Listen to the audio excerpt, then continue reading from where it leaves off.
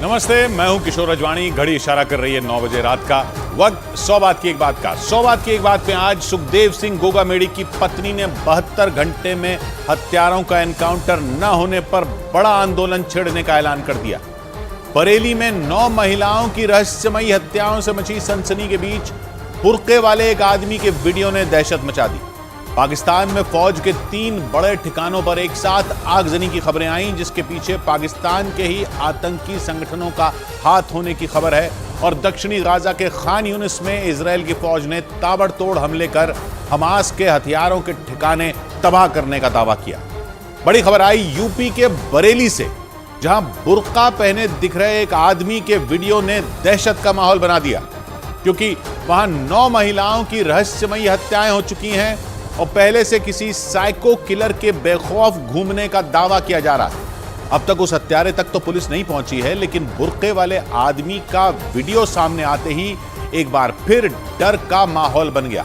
लोगों को डर है कि यह आदमी वही साइको किलर हो सकता है जो कई महिलाओं की हत्या कर चुका है, और इसी वजह से वहां महिलाएं और बच्चियां दिन में भी घर से बाहर निकलने में डर रही हैं। सभी के मन में इस बात की दहशत बैठ गई है कि कहीं वो भी उस हत्यारे का शिकार ना हो जाए। बरेली के बारादरी थाना इलाके से सामने आए वीडियो की वजह से लोग खौफजदा हो गए और इस बात की आशंका जताने लगे कि बरेली की गलियों में कोई सीरियल किलर बुर्के में घूम रहा है, क्योंकि बारादरी थाना इलाके से जो सीसीटीवी वीडियो सामने आया उसमें एक बच्ची गली से गुजरती दिखी। वीडियो में पहले तो बच्ची गली से सामान्य तरीके से पैदल चलकर जाती दिखी, लेकिन 3-4 कदम चलने के बाद उस बच्ची की चाल अचानक बदल गई। बच्ची पहले ठिठकी और फिर तेजी से घर के दरवाजे की तरफ भागने लगी। पूरी ताकत के साथ भागते हुए वो घर के अंदर घुस गई और गेट को अंदर से बंद कर लिया। इसके चंद सेकंड बाद उसी गली में सामने की तरफ से एक महिला बहुत तेजी से आती दिखाई दी, जिसने काले रंग का बुर्का पहन रखा था। उसके हाथ में सफेद रंग का एक छोटा थैला भी दिखाई दिया। बुर्के वाली वो महिला तेज कदमों के साथ उस मकान के सामने से गुजरी जिसमें वो बच्ची घुसकर छिप गई थी। लेकिन उसी गली में लगे एक दूसरे सीसीटीवी कैमरे की रिकॉर्डिंग देखकर लोग दंग रह गए। बुर्के वाली वो महिला तेजी से उस मकान के सामने से गुजरते हुए गली के दूसरे छोर पर पहुंची, जहां उसने अपना बुर्का उतार दिया, और उसकी सच्चाई सीसीटीवी कैमरे में रिकॉर्ड हो गई। दुकान के बाहर लगे सीसीटीवी कैमरे की रिकॉर्डिंग में दिखा कि काले रंग के बुर्के में अपनी पहचान छिपाए हुए 30 से 35 साल की उम्र का दिखने वाला एक आदमी था, जिसने काले रंग का कुर्ता और सफेद पैजामा पहन रखा था। यानी वो आदमी बुर्के में छिपकर उस गली में घूम रहा था जहां से वो बच्ची गुजर रही थी। वीडियो में बुर्के वाला वो शख्स जल्दबाजी में नजर आ रहा था। ऐसा लग रहा था मानो उसे इस बात का डर हो कि कहीं कोई उसे पकड़ न ले। सिर्फ 8 सेकंड में वो गली में घुसा, बुर्का उतारा और वहां से भागता दिखाई दिया। वो यहाँ तक आके उन्होंने बुर्का उतार दिया। कैमरे में देख के आसपास कोई है तो नहीं। वीडियो में वो शख्स कुर्ते के ऊपर से ही कमर में सफेद रंग का गमछा बांधे हुए नजर आया। गली में बुर्के वाले शख्स को देखकर वो बच्ची बुरी तरह दहशत में आ गई। घर में आकर बच्ची ने हमें बताया कि उसने उधर जाके अपना बुर्का भी उतारा एकदम, और बच्ची बहुत घबराई भी थी, सहम गई थी। हालांकि बुर्के वाला ये शख्स कौन है, गली में कुर्ता और पजामे के ऊपर बुर्का पहनकर घूमने का उसका मकसद क्या था, इसकी सही जानकारी नहीं मिल सकी।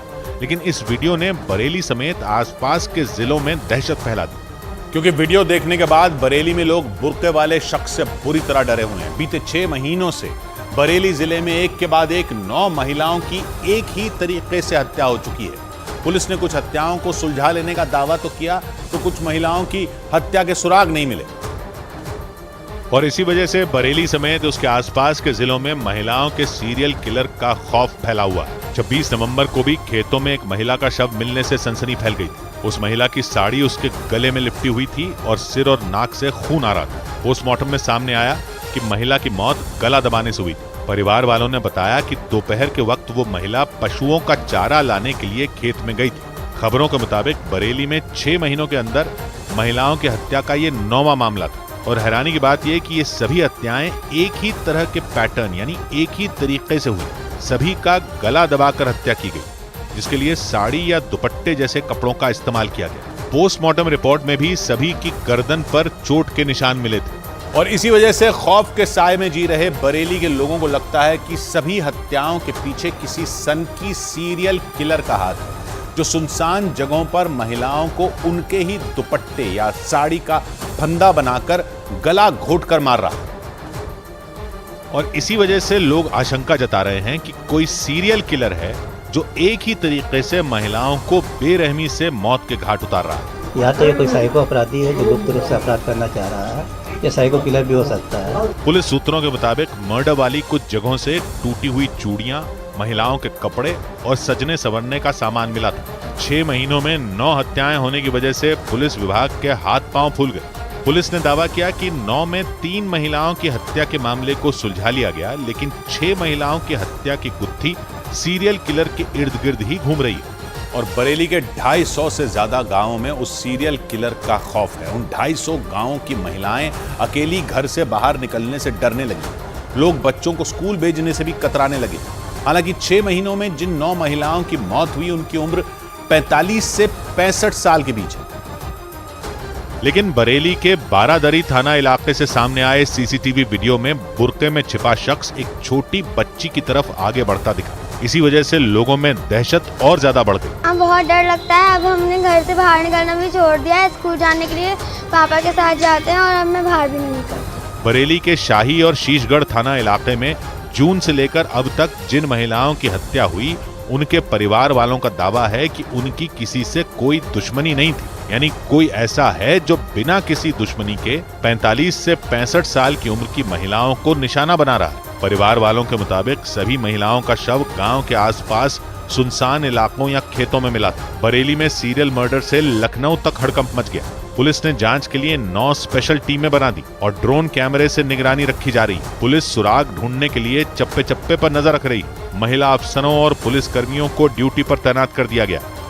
उधर बड़ी खबर आई सुखदेव सिंह गोगामेड़ी हत्याकांड से जुड़ी खबर है कि इस हत्याकांड की जांच एनआईए कर सकती है। राज्य सरकार की तरफ से इसकी सिफारिश गृह मंत्रालय से की गई है। इसके अलावा गोगामेड़ी हत्याकांड की गुत्थी सुलझाने के लिए पुलिस ने एसआईटी का भी गठन कर दिया। गोगामेड़ी की हत्या 2 दिन पहले जयपुर में उनके घर पर कर दी गई थी और जिस अस्पताल में उनका शव रखा गया था उसके बाहर हत्याकांड से नाराज लोग धरने पर बैठे थे। इसी दौरान गोगामेड़ी की पत्नी शीला शेखावत ने शूटरों के मारे जाने तक धरना खत्म नहीं करने का ऐलान कर दिया और ये साफ कर दिया कि वो अपने पति के हत्या का बदला हर हाल में लेकर रहेंगी। हालांकि पुलिस ने 72 घंटे के अंदर हत्यारों को गिरफ्तार करने का भरोसा देकर धरना खत्म करवा दिया।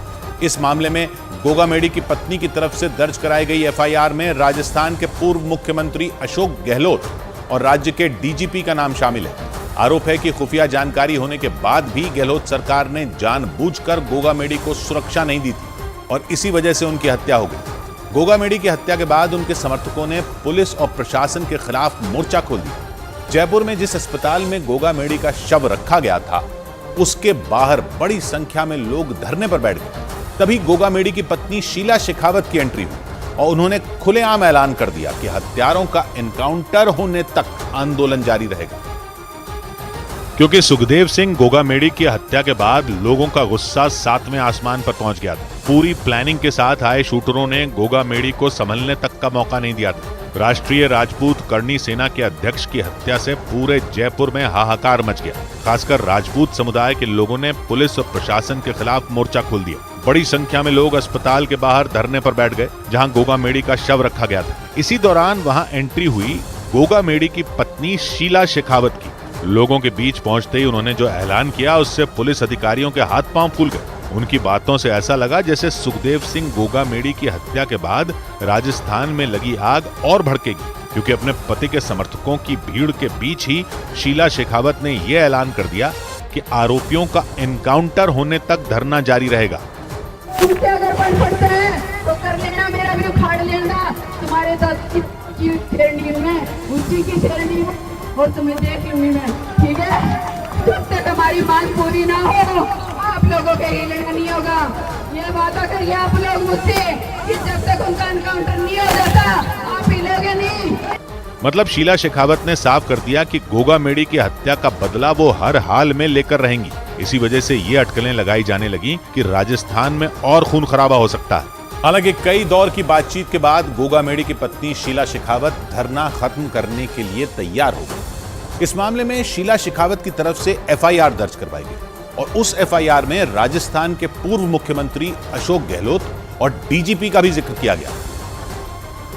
और दोनों पर गोगा मेडी को सुरक्षा देने में लापरवाही बरतने का आरोप लगाया गया। शीला शेखावत की तरफ से दर्ज की गई एफआईआर में यह दावा किया गया कि गोगा मेडी ने 24 फरवरी, 1 मार्च और 25 मार्च को अशोक गहलोत और डीजीपी उमेश मिश्रा को चिट्ठी लिखी थी। आरोप है कि 3 बार सुरक्षा मांगने के बाद भी उन्हें सुरक्षा नहीं दी गई और इसी वजह से उनकी हत्या कर दी गई। मतलब शीला शेखावत ने अपने पति की हत्या के लिए गहलोत और डीजीपी उमेश मिश्रा को जिम्मेदार ठहरा दिया। इनके अलावा एफआईआर में रोहित राठौड़, नितिन फौजी, गैंगस्टर संपत नेहरा, गैंगस्टर रोहित गोदारा और लॉरेंस गैंग के कई बदमाशों के नाम हैं। पुलिस ने 72 घंटे के अंदर आरोपियों को गिरफ्तार करने का भरोसा दिया। इसी के बाद शीला शेखावत ने धरना खत्म करने का ऐलान किया।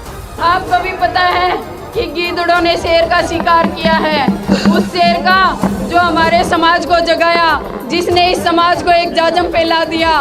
क्या आप लोग उसकी शहादत को ऐसे ही जाने दोगे? लोगों के बीच उन्होंने ये भी घोषणा की कि अगर 72 घंटों में आरोपी नहीं पकड़े गए तो एक बार फिर आंदोलन शुरू कर दिया जाएगा। हालांकि इस हत्याकांड को हुए 48 घंटे से ज्यादा का वक्त गुजर चुका है, लेकिन इसके बाद भी पुलिस को दोनों शूटरों के सुराग तक नहीं मिल सके।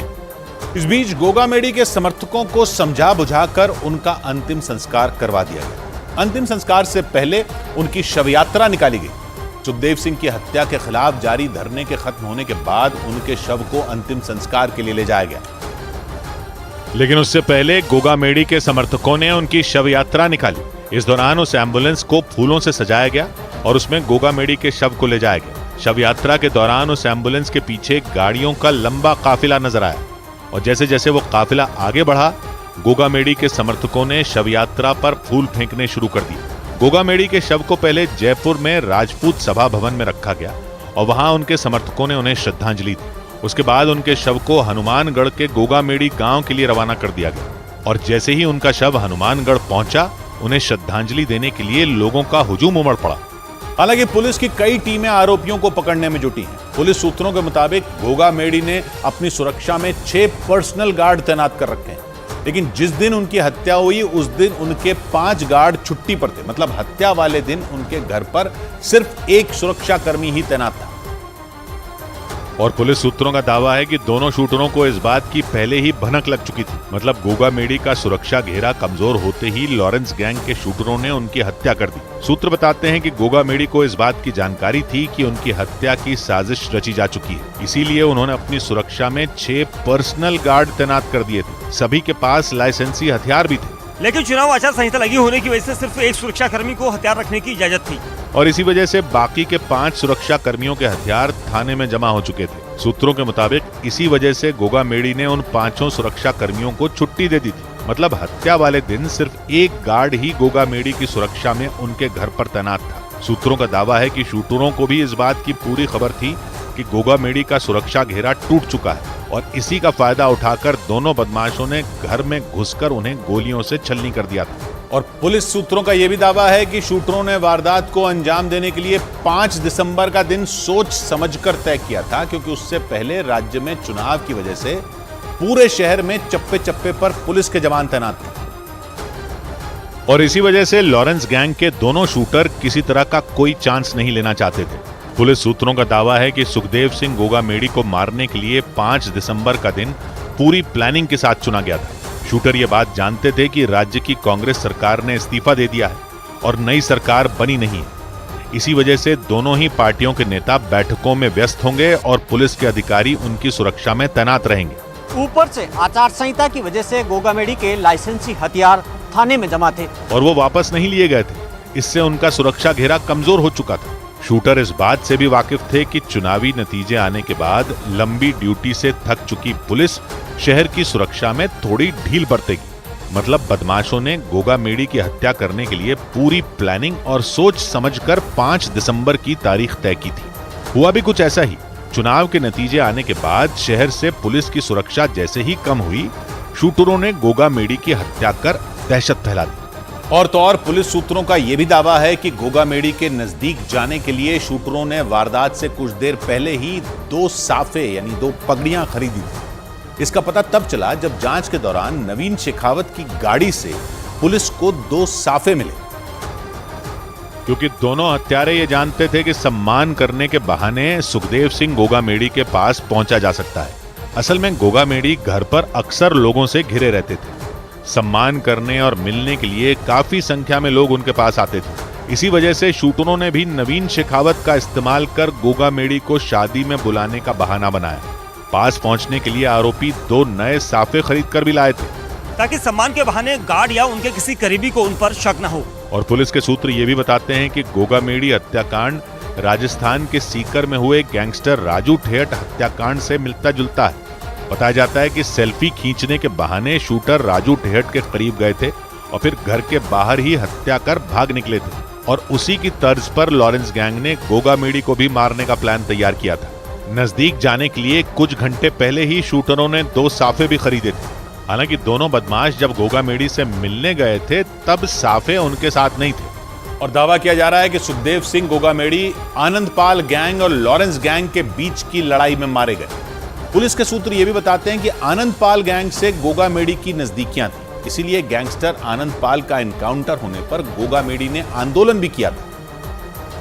लेकिन आनंदपाल एनकाउंटर के 6 साल बाद 3 दिसंबर 2022 को हुई राजू ठेठ की हत्या से गोगा मेडी और लॉरेंस गैंग के बीच दुश्मनी शुरू हो गई थी। हालांकि पुलिस सूत्रों का दावा है कि आनंदपाल गैंग और लॉरेंस गैंग पहले साथ ही काम करते थे, लेकिन राजू ठेठ के मर्डर के बाद लॉरेंस बिश्नोई ने दहशत फैलाने के लिए रोहित गोदारा के जरिए कारोबारियों से उगाही शुरू कर दी थी। इनमें कई कारोबारी सुखदेव सिंह गोगा मेडी के करीबी बताए जाते हैं। और पुलिस सूत्रों का दावा है कि लॉरेंस गैंग की धमकियों के बाद गोगा मेडी और आनंदपाल के छोटे भाई मंजीत पाल सिंह कारोबारियों के पक्ष में आ गए थे। इसके अलावा कई दूसरे मामलों में भी गोगा मेडी ने लॉरेंस गैंग का विरोध किया था। सूत्रों के मुताबिक इसी वजह से गोगा मेडी लॉरेंस गैंग को खटकने लगे थे। माना जा रहा है कि इसीलिए लॉरेंस बिश्नोई ने अपने खास गुर्गे संपत नेहरा की मदद से गोगा मेडी को ही रास्ते से हटवा दिया। और 2 दिन पहले रोहित राठौड़ और नितिन फौजी नाम के 2 शूटरों ने गोगा मेडी की घर में घुसकर हत्या कर ली। फरार होने के दौरान दोनों आरोपियों ने एक स्कूटर सवार को निशाना बनाया था और उस पर गोली दाग दी थी। इस घटना का एक वीडियो भी सामने आया था। उस वीडियो में दिखा कि दोनों शूटरों ने हथियार दिखाकर पहले एक कार को रोकने की कोशिश की, लेकिन बदमाशों के हाथ में हथियार देखते ही कार सवार वहां से भाग निकला। इसके बाद उन दोनों बदमाशों ने पीछे से आ रहे एक स्कूटर सवार को रोक लिया और फिर उस पर गोली चला दी। गोली स्कूटर सवार के गाल को चीरते हुए निकल गई। गोली लगते ही वो जमीन पर गिर गया, जिसके बाद बदमाशों ने उसके कमर पर गोली मारी और फिर स्कूटर लेकर फरार हो गए। बदमाशों ने जिस स्कूटर सवार पर गोली चलाई थी उसका नाम हेमराज है और उसका इलाज चल रहा है। तो मेरे आगे एक 4 व्हीलर चल रही थी, एक बंदे ने तो उस 4 व्हीलर पे चलाया और वो दूसरे ने मेरे पास आके मेरे को सीधी कनपट्टी लगा दी यहाँ। बातचीत के दौरान हेमराज ने यह भी बताया कि स्कूटर पर उसका एक साथी भी मौजूद था। हालांकि उस घटना में उसे कोई चोट नहीं पहुंची। हेमराज का दावा है कि शूटरों ने उसे रोकने से पहले कार सवार पर भी गोली चलाई थी। लेकिन इस मामले में नया मोड़ तब आ गया जब गोगा मेडी की हत्या की जिम्मेदारी लेने वाले गैंगस्टर रोहित गोदारा के नाम से सोशल मीडिया पर एक नई पोस्ट डाली गई और इस पोस्ट में नवीन शेखावत को लॉरेंस गैंग का सदस्य बताया गया। और ये वही नवीन शेखावत है जिसकी मदद से शूटर रोहित राठौड़ और नितिन फौजी गोगा मेडी के घर में दाखिल हुए थे। हत्याकांड का जो वीडियो सामने आया था उसमें दोनों शूटर एक सोफे पर बैठे दिखे थे और उनके ठीक सामने सुखदेव सिंह गोगा मेडी बैठे हुए थे, जबकि नवीन शेखावत गोगा मेडी के बाईं ओर एक दूसरे सोफे पर बैठा हुआ था। लेकिन गोगा मेडी की हत्या के दौरान दोनों शूटरों ने नवीन को भी गोली मार दी थी। इस हत्याकांड के बाद गैंगस्टर रोहित गोदारा के नाम से सोशल मीडिया पर दोबारा एक नई पोस्ट डाली गई। उस पोस्ट में दावा किया गया कि नवीन शेखावत लॉरेंस गैंग का ही सदस्य था, मतलब नवीन भी इस हत्याकांड में शामिल था और साजिश के तहत ही वो दोनों शूटरों को लेकर उनके घर में घुसा था। और तो और इस पोस्ट में यह भी दावा किया गया कि गोगा मेडी 3 साल पहले तक लॉरेंस गैंग से पैसे लेते थे और उन्हीं ने गैंग को बड़े बड़े कारोबारियों के पर्सनल नंबर तक दिए थे। पोस्ट में इस बात का भी जिक्र किया गया कि गोगा मेडी पुलिस के साथ मिलकर लॉरेंस के गुर्गों का एनकाउंटर करवा रहे थे और इसी वजह से उनकी हत्या की गई। और पुलिस सूत्रों का दावा है कि लॉरेंस बिश्नोई शूटर रोहित राठौड़ के जरिए कुछ नाबालिग लड़कों को हिंगलाज माता के दर्शन के बहाने पाकिस्तान भेजने की तैयारी में था। आरोप है कि रोहित राठौड़ ने अपने साथी नितिन फौजी के साथ मिलकर 2 दिन पहले गोगा मेडी की जो हत्या कर दी थी और उन पर इतनी गोलियां बरसाई थीं कि पूरा शहर थर्रा गया था। पुलिस की जांच में इस बात का भी पता चला कि 3 महीने पहले शूटर रोहित राठौर को राजस्थान के उदयपुर में अवैध हथियारों के साथ पकड़ा गया था। हालांकि बाद में वो जमानत पर बाहर आया और उसी के बाद उसने गोगामेड़ी हत्याकांड को अंजाम दे दिया। लेकिन पुलिस सूत्रों का दावा है कि लॉरेंस गैंग के इशारे पर रोहित कुछ नाबालिग बच्चों को हिंगलाज माता के दर्शन के बहाने पाकिस्तान ले जाने की तैयारी में था। वो बाकायदा उनके लिए पासपोर्ट बनवाने में भी जुटा था। हालांकि इस बात का पता नहीं चल सका कि नाबालिग लड़कों को पाकिस्तान ले जाने के पीछे लॉरेंस गैंग का मकसद क्या है, जबकि दावा किया जाता है कि वारदात को अंजाम देने के लिए लॉरेंस गैंग अक्सर नाबालिग लड़कों का इस्तेमाल करता है, क्योंकि मूसेवाला हत्याकांड में शामिल कुछ शूटर भी बेहद कम उम्र के थे। मूसेवाला की पिछले साल 29 मई को लॉरेंस गैंग के शूटरों ने हत्या कर दी थी। उधर दक्षिण अमेरिकी देश कोलंबिया की राजधानी बोगोता में सोने के अवैध खनन के खिलाफ कार्रवाई की गई। कोलंबिया और ब्राजील ने मिलकर अमेज़न के जंगलों में मौजूद सोने के अवैध खदानों को नष्ट कर दिया। और उनकी इस कार्रवाई के दौरान अमेज़न जंगल के उस हिस्से में एक के बाद एक कई धमाके होते नजर आए और इसके लिए कोलंबिया की पुलिस ने ब्राजील की पुलिस के साथ मिलकर एक बड़ा ऑपरेशन चलाया। इस कार्रवाई का जो वीडियो सामने आया उसमें अमेज़न के जंगलों के बीच सोने के अवैध खनन करने का एक ठिकाना दिखाई दिया। वहां से एक नाव में बैठकर पुलिस के कुछ जवान अवैध खनन के ठिकाने से दूर जाते नजर आए, लेकिन कुछ ही सेकंड बाद सोने के अवैध खनन के उस अड्डे पर जोरदार धमाका हो गया। लेकिन यह धमाका सिर्फ एक ठिकाने पर नहीं हुआ, बल्कि अमेज़न जंगल के उस हिस्से में मौजूद कई और ठिकानों को भी नष्ट कर दिया गया। बताया गया कि कोलंबिया में सोने के अवैध खनन के खिलाफ चलाया गया ये अब तक का सबसे बड़ा ऑपरेशन था। और इसके लिए कोलंबिया और ब्राजील की पुलिस ने एक खास टीम तैयार की ताकि वो अमेज़न के जंगल के उस हिस्से में मौजूद एक एक खदान को नष्ट कर सकें। और इसीलिए उन्होंने पहले ड्रोन की मदद से अवैध खनन के उन अड्डों को ढूंढा और फिर नाव की मदद से वहां पहुंचकर छापेमारी की। इसका एक वीडियो भी सामने आया और उसमें कुछ पुलिसकर्मी एक नाव में बैठकर सोने के अवैध खनन के एक अड्डे के पास जाते नजर आए। बताया गया कि वो पुलिसकर्मी उन ठिकानों को नष्ट करने से पहले वहां छापेमारी कर रहे थे और इसी दौरान उस ठिकाने पर एक आदमी नजर आया। वो उन पुलिसकर्मियों को पास आता देख घबरा गया, लेकिन नाव में सवार पुलिसकर्मी उसे अपने साथ लेकर चले गए और जैसे ही वो लोग उस ठिकाने से थोड़ा आगे बढ़े वहां जोरदार धमाका हो। बताया गया कि इस ऑपरेशन के दौरान करीब 19 ठिकानों को तबाह कर दिया गया।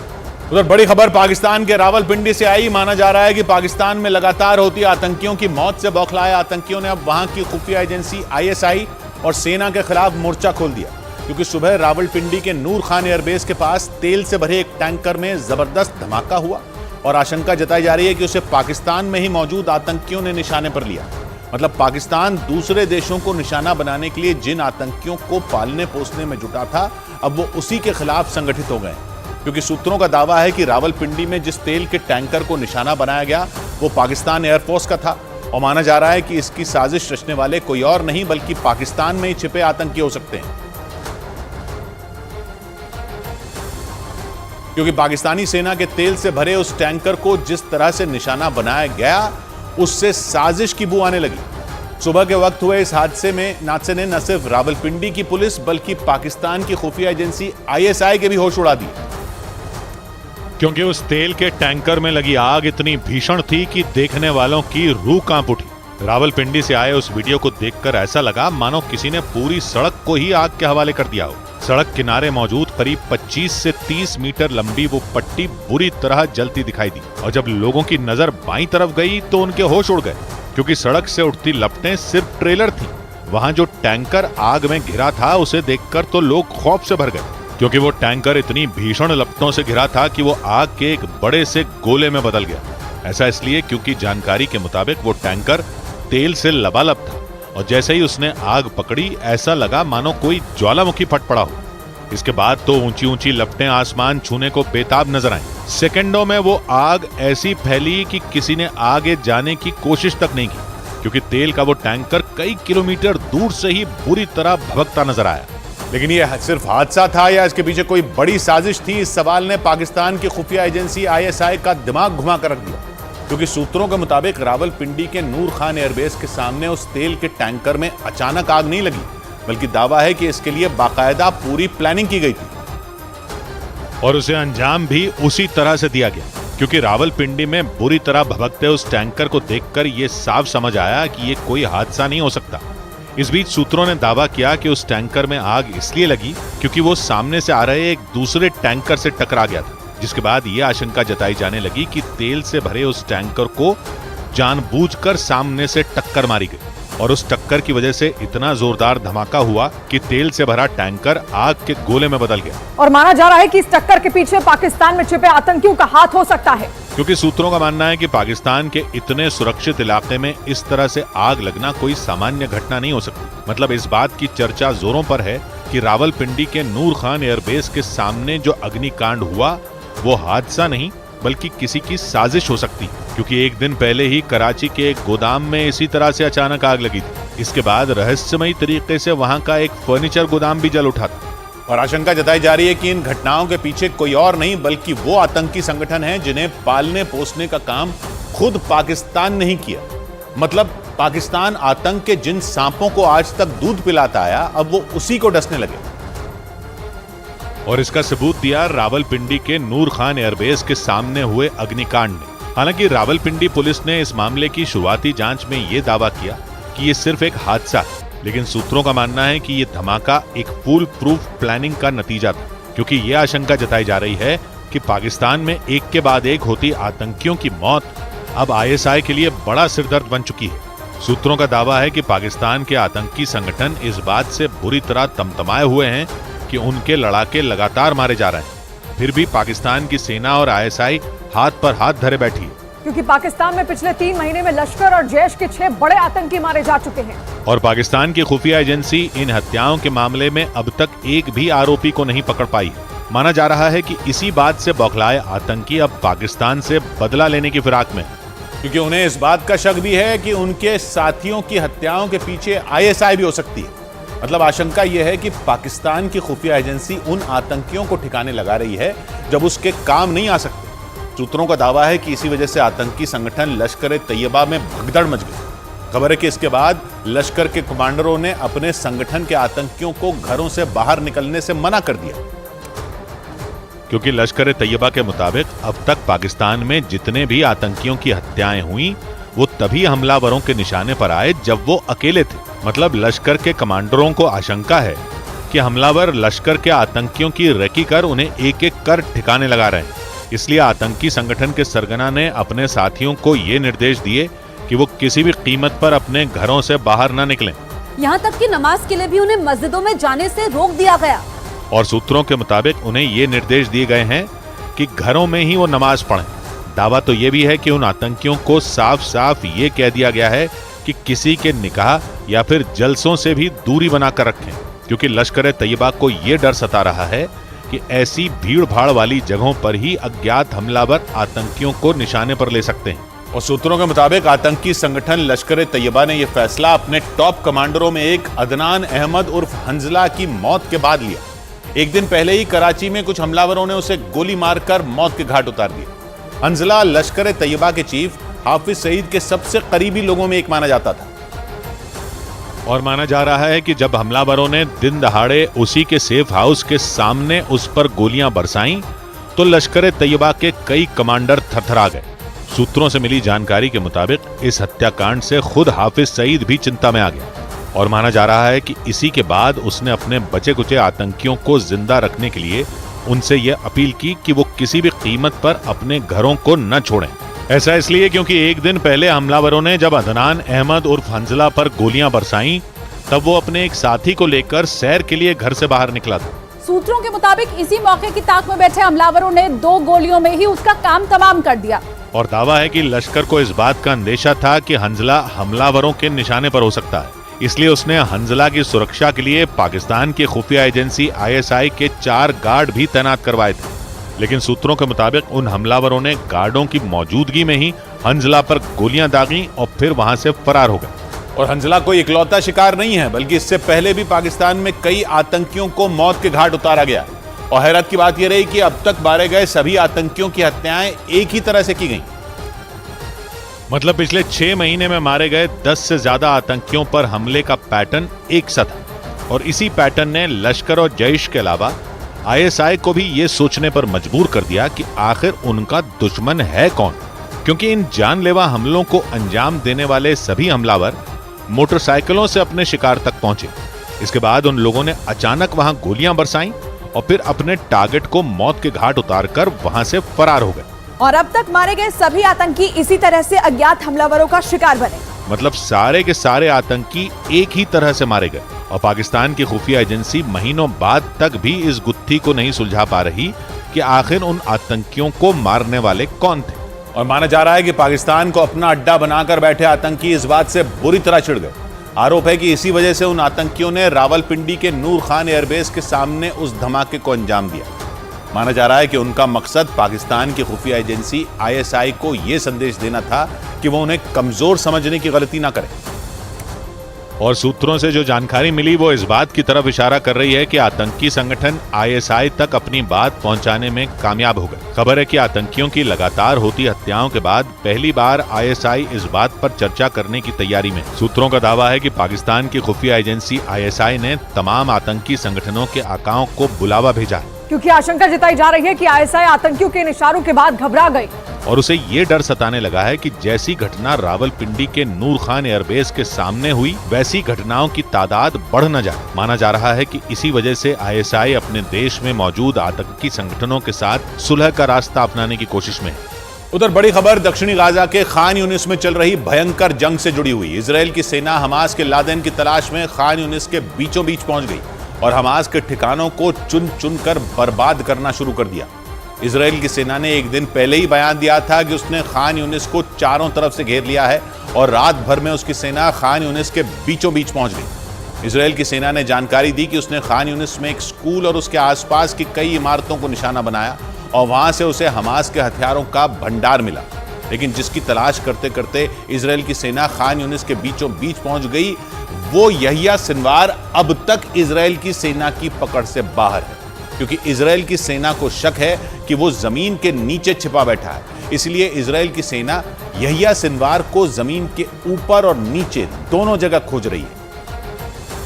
और खान यूनिस में चल रहे अपने मिलिट्री ऑपरेशन की तस्वीरें जारी कर रही है। इजराइल की सेना ने खान यूनिस के बीचों बीच पहुंचने का वीडियो भी जारी किया, जिसमें हथियारों से लैस इजराइल के सैनिक एक इमारत की ओर बढ़ते दिखे। इजराइल ने जानकारी दी कि उसके सैनिकों के निशाने पर खान यूनिस में हमास की अल कसाम ब्रिगेड की पोस्ट थी, जिसे उन्होंने घेर लिया और एक घर में घुसकर बिना रुके इतनी गोलियां दागी कि गिनना मुश्किल हो जाए।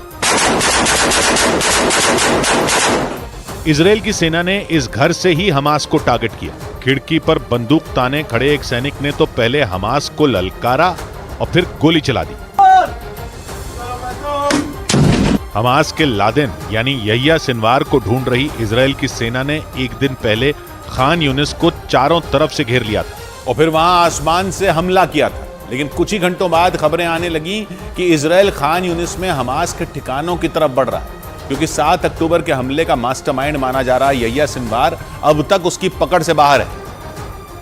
और इसीलिए सिनवार की तलाश में इजराइल के टैंक और बख्तरबंद गाड़ियां दक्षिणी गाजा के खान यूनिस इलाके के बीचों बीच पहुंच गए। इजराइल की सेना ने जो वीडियो जारी किया उसमें ऊबड़ खाबड़ इलाकों से गुजरते हुए ये टैंक खंडहर में बदल चुके खान यूनिस शहर के सेंटर में पहुंच गए। इन बख्तरबंद गाड़ियों और टैंकों के साथ इजराइल के सैनिक भी दौड़ते हुए खान यूनिस में घुसते नजर आए। हाथों में बंदूकें लेकर हमास के गढ़ में दौड़ते इजराइल के सैनिक बीच बीच में गोलियां चलाते भी दिखे। उन्हें जैसे ही शक होता कि कुछ गड़बड़ है वो फायरिंग कर देते। वीडियो जारी करते हुए इजराइल की सेना ने जानकारी दी कि यह ऑपरेशन इजराइल की सेना की 98 बटालियन ने चलाया और 7 अक्टूबर की इजराइल पर हुए सबसे बड़े हमले के मास्टरमाइंड की खोज में जमीन आसमान एक कर दिया। उसके इस ऑपरेशन की वजह से दक्षिणी गाजा में रहने वाले हजारों लोगों को पलायन तक करना पड़ा, क्योंकि दक्षिणी गाजा के खान यूनिस में जमीनी जंग छिड़ चुकी है। इजराइल की सेना ने जो वीडियो जारी किया वो उसी का छोटा सा ट्रेलर था। इस वीडियो की शुरुआत में इजराइल के सैनिक दबे पांव एक मकान की ओर बढ़ते नजर आए, लेकिन जैसे ही वो मकान के नजदीक पहुंचे गोलियां चलने लगी। फायरिंग के बीच ही इजराइल के सैनिक मकान में दाखिल होते दिखे। हालांकि इस दौरान ये सैनिक चौकन्ने रहे, क्योंकि उन्हें शक था कि हमास के लड़ाके वहां छिपे हैं। इसीलिए वो मकान में घुसते ही उन्हें हथियार डालने की चेतावनी देते सुनाई दिए। हमास के कमांडरों की खोज में ये सैनिक मकान का चप्पा चप्पा छानते दिखे।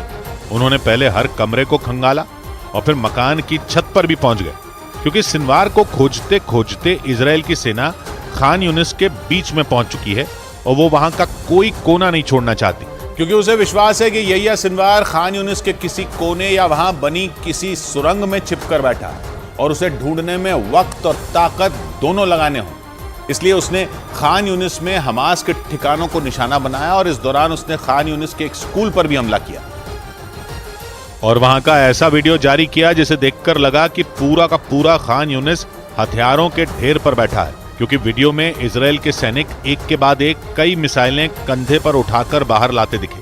ये सिलसिला यही नहीं थमा, मिसाइलों के ठीक बगल में जमीन पर ग्रेनेड रखे दिखे, वो भी इक्का दुक्का नहीं बल्कि जमीन पर ग्रेनेड का अंबार रखा नजर आया। इजराइल की सेना का ये कहना है कि हथियारों का एक खजाना खान यूनिस के एक स्कूल में रखा था और उसे इजराइल के सैनिकों ने हमले के बाद कब्जे में ले लिया।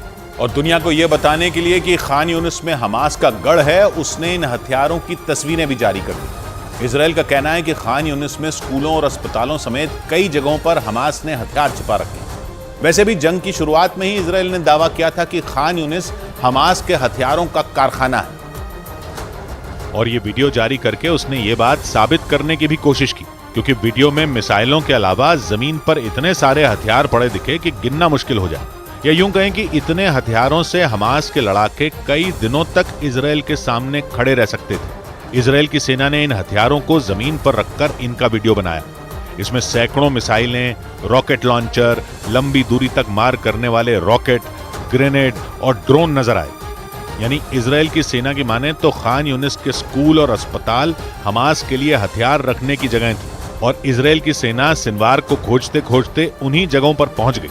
इससे हमास का बड़ा नुकसान हुआ और इन बख्तरबंद गाड़ियों को उड़ाने के लिए हमास के लड़ाके पूरी प्लानिंग से मैदान में उतरे। इसका सबूत किसी फिल्म की तरह बनाया गया ये वीडियो है, क्योंकि इसमें हमास ने एक कहानी की तरह बताया कि वो कैसे दक्षिणी गाजा में घुसी इजराइल की बख्तरबंद गाड़ियों को लंबी दूरी तक मार करने वाले रॉकेटों से उड़ा रहा है। वीडियो की शुरुआत में सड़क पर खड़ी 3 बख्तरबंद गाड़ियों को हाईलाइट किया गया, उन्हें लाल रंग के निशान के साथ दिखाया गया और इसके बाद शुरू हुआ इन बख्तरबंद गाड़ियों को जलाकर स्वाहा करने का सिलसिला, क्योंकि वीडियो में दिखाया कि हमास के लड़ाके खंडहर में बदल चुकी एक इमारत में दाखिल हुए और उसके बाद कंधे पर रॉकेट लॉन्चर लेकर खड़े एक लड़ाके ने सटीक निशाना साधते हुए रॉकेट दाग दिए। उसके रॉकेट दागते ही एक और कान फाड़ देने वाला धमाका हुआ। हमास ने ये वीडियो जारी करते हुए दावा किया कि वो इसी तरह इजराइल के कई टैंक उड़ा चुका है और दक्षिणी गाजा में पूरी ताकत से लड़ रहा है, क्योंकि वीडियो में साफ साफ दिखा कि हमास के लड़ाकों के लिए रॉकेट लॉन्चर बड़ा हथियार साबित हो रहे हैं, क्योंकि वो उन्हें कंधे पर लेकर खान यूनिस की टूटी फूटी इमारतों में आसानी से घुस सकते हैं। और इसी वजह से उन्होंने रॉकेट लॉन्चर के इस्तेमाल से दुश्मन के भारी भरकम टैंकों को उड़ा दिया। हमास की ओर से जारी वीडियो में उसके लड़ाके हाथों में रॉकेट लॉन्चर लेकर खंडहरों में उस जगह पहुंचते दिखे जहां से इजराइल के टैंक उनके सीधे निशाने पर आते। सही जगह पर पहुंचते ही उन्होंने पहले निशाना साधा और फिर रॉकेट छोड़ दिया, जिसके बाद जोरदार ब्लास्ट हुआ और हमास का दूसरा टारगेट और इजराइल की दूसरी बख्तरबंद गाड़ी उड़ गई।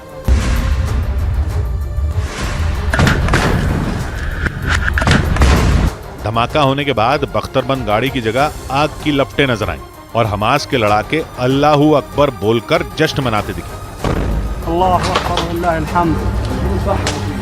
इजराइल का तर्क है कि दक्षिणी गाजा उत्तरी गाजा से ज्यादा खतरनाक है, क्योंकि वहां हमास के कमांडर और हथियार दोनों हैं और उन्हें खत्म करने के लिए उसे पूरी ताकत झोंकनी होगी। क्योंकि एक दिन पहले ही PIJ यानी पैलेस्टीनियन इस्लामिक जिहाद ने भी वीडियो जारी करके दावा किया था कि वो दक्षिणी गाजा में हमास के साथ मिलकर लड़ रहा है और इसका मतलब यह कि इजराइल की चुनौती अब दुगनी हो चुकी है। और अगले ही दिन हमास ने भी इजराइल की सेना से दो हाथ करने का वीडियो जारी कर दिया। इस वीडियो के जरिए हमास ने अपनी ताकत का ढोल पीटने का कोई मौका नहीं जाने दिया, क्योंकि वीडियो के हर फ्रेम को देखकर लगा कि हमास के लड़ाके इजराइल को पूरी टक्कर दे रहे हैं। उन्होंने पहले इमारत के अंदर से हमला किया और फिर सड़क पर आकर रॉकेट दाग दिए। यही नहीं, जैसे ही इजराइल की सेना की गाड़ी उड़ी और आग की लपटें उठने लगी, हमास के एक लड़ाके ने उसे दिखाते हुए तस्वीर भी खिंचवा ली। हमास ने इस वीडियो के जरिए माहौल बनाते हुए ये दिखाने की कोशिश की कि उसके लड़ाके इजराइल से नहीं डरते। वीडियो के एक हिस्से में तो हमास का एक लड़ाका रॉकेट लॉन्चर लेकर खंडहर में ऐसी जगह ढूंढता दिखा जहां से वो इजराइल पर अटैक कर सके, और जब उसे वो जगह मिल गई तो वो वहां बैठ गया और फिर वहां से अटैक कर दिया।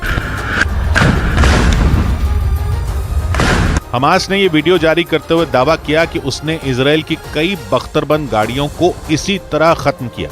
यानी PIJ मतलब पैलेस्टीनियन इस्लामिक जिहाद के बाद हमास ने भी एक वीडियो के जरिए प्रोपेगेंडा किया। और इसे इजराइल की रणनीति की नकल भी कहा जा सकता है, क्योंकि इजराइल ने भी खान यूनिस में अपने सैन्य ऑपरेशन का वीडियो जारी किया, जिसके थोड़ी देर बाद ही हमास का वीडियो भी आ गया। मतलब यह कि खान यूनिस में जंग भयंकर हो रही है, क्योंकि इजराइल को हमास से कड़ी चुनौती मिलती दिख रही है। माना जा रहा है कि इजराइल ने इसी वजह से खान यूनिस में ताकत झोंक दी, क्योंकि खबर आई कि खान यूनिस में जबरदस्त जंग के बीच 200 कार्गो प्लेन इजराइल पहुंचे और इनमें सेना का सामान और गोला बारूद है, जिसे वो जल्द दक्षिणी गाजा पहुंचाएंगे। ये जानकारी इजराइल के रक्षा मंत्रालय ने दी, लेकिन ये नहीं बताया कि ये कार्गो प्लेन किस देश ने भेजे हैं, जबकि इससे पहले अमेरिका 45 कार्गो प्लेन इजराइल भेज चुका है। लेकिन इस बार ये पता नहीं चल पाया कि इजराइल को किस देश से मदद मिली। और दक्षिणी गाजा में खतरनाक जंग के बीच ही 200 कार्गो प्लेन इजराइल पहुंच गए। इनमें रखा सामान जल्द ही गाजा में युद्ध लड़ रही सेना के पास पहुंच सकता है, क्योंकि खुद इजराइल की सेना ने संकेत दिए कि दक्षिणी गाजा में जंग लंबी खिंच सकती है। उसका कहना है कि यहिया सिनवार जमीन के नीचे बनी सुरंगों में छिपा बैठा है, इसलिए उसे पकड़ने में अभी वक्त लग सकता है। और इसके लिए इजराइल की सेना को खान यूनिस में डट कर लड़ते रहना होगा। इजराइल की सेना ने बयान दिया कि दक्षिणी गाजा की लड़ाई उसके लिए जरूरी है, क्योंकि केवल यहिया सिनवार ही नहीं बल्कि हमास के कई कमांडर दक्षिणी गाजा के खान यूनिस में मौजूद हैं। इनमें यहिया सिनवार का भाई मोहम्मद सिनवार और मोहम्मद दईफ जैसे हमास के कमांडर शामिल हैं, और ये सभी लड़ाके रफा बॉर्डर के रास्ते मिस्र भाग सकते हैं, क्योंकि दक्षिणी गाजा का खान यूनिस रफा बॉर्डर के नजदीक है। और इसीलिए इजराइल ने खान यूनिस में हमास के अंत के लिए जमीन आसमान एक कर दिया और पहले दक्षिणी गाजा के खान यूनिस को घेरा और फिर वहां घुसकर हमास के ठिकाने उड़ाने शुरू कर दिए। इस दौरान इजराइल ने खान यूनिस की 30 सुरंगों को भी निशाना बनाया, क्योंकि इजराइल की सेना का कहना है कि हमास का पूरा राजनीतिक और सैन्य नेटवर्क खान यूनिस में ही फैला है, जिसे यहिया सिनवार और मोहम्मद दईफ जैसे हमास के कमांडर ऑपरेट करते हैं। लेकिन जैसे ही इजराइल की सेना खान यूनिस में घुसी, वैसे ही हमास के कमांडर सुरंगों में दुबक गए। और इन कमांडरों को ढूंढने के लिए इजराइल की सेना ने पहले खान यूनिस को घेरा और फिर वहां घुस गई। फिलिस्तीन का कहना है कि इजराइल के हमले में वहां के सैकड़ों आम लोगों की जान जा चुकी है। इस वजह से संयुक्त राष्ट्र भी इजराइल पर भड़का हुआ और उसने गाजा में युद्ध विराम की मांग कर डाली। लेकिन इजराइल ने साफ कर दिया कि यहिया सिनवार के मिलने से पहले वो खान यूनिस से नहीं निकलेगा। यानी उत्तरी गाजा के बाद दक्षिणी गाजा की दुर्दशा शुरू हो चुकी है और इजराइल सिनवार को जिंदा या मुर्दा पकड़ने पर उतारू है। और उसी दक्षिणी गाजा के रफा इलाके से एक ऐसा वीडियो सामने आया जिसे देखकर लोग सहम उठे, क्योंकि वहां रफा इलाके में मौजूद एक इमारत पर जोरदार मिसाइल हमला हुआ।